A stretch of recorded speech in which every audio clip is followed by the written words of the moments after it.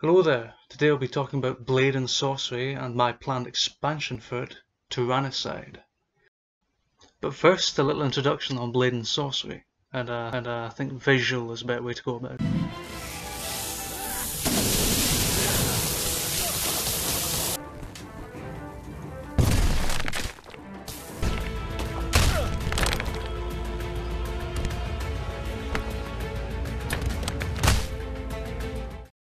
As you might be able to tell, Blade and Sorcery is a physics-focused melee combat game, for VR only. It offers many different ways to creatively fight your enemies and traverse the environment.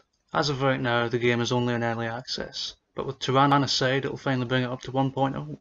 This expansion for Blade and Sorcery adds objective-based levels, introduces new enemy behaviours, and also a loot system, not to mention player armour, expanding the potion system, and introducing stealth to the player. Some of the levels included in this expansion will be the cramped maze-like dungeon, the deep valleys, and the open-ended castle.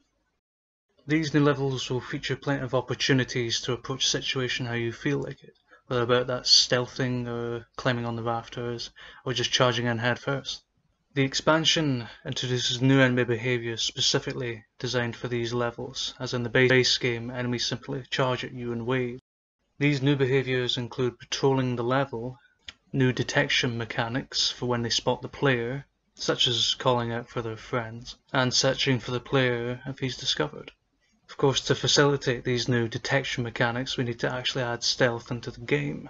Stealth adds a whole new way for the player to complete the game and take on their enemies, or perhaps just simply scout out a situation before they head in. This expansion introduces player armour to the game for the first time. Strewn about the levels in both hidden and obvious places will be weapons and armour the player can use against the enemies.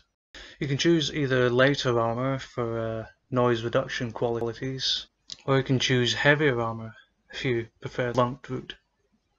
The armour you'll find in chests differs from the armour you find on the regular enemies. The armour you find in chests will actually contain perks such as mana regeneration, easier climbing of walls, or deadlier kicks, just to name a few of course.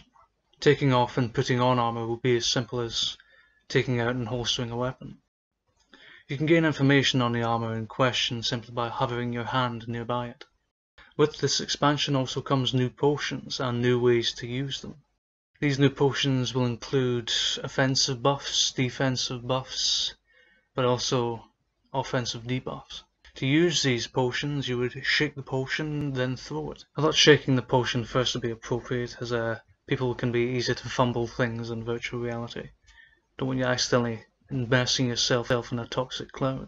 The audience for this game is of course the people who already play it. Of course though, it's meant to attract new players who were waiting till it was a fuller game. Anyone who's a fan of the fantasy or medieval genre will certainly want to buy into this.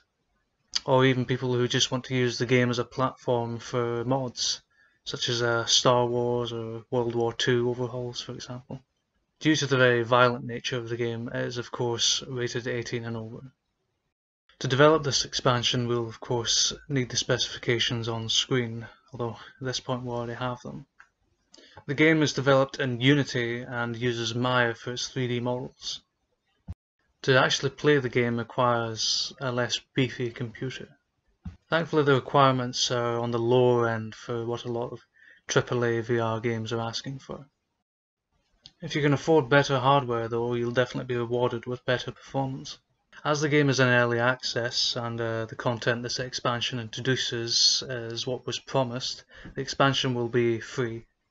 Of course though, any content expansions after that will be paid, as the game will then be at 1.0 status. That's been my presentation, and if you have any further questions be sure to fire them my way. Thanks for listening.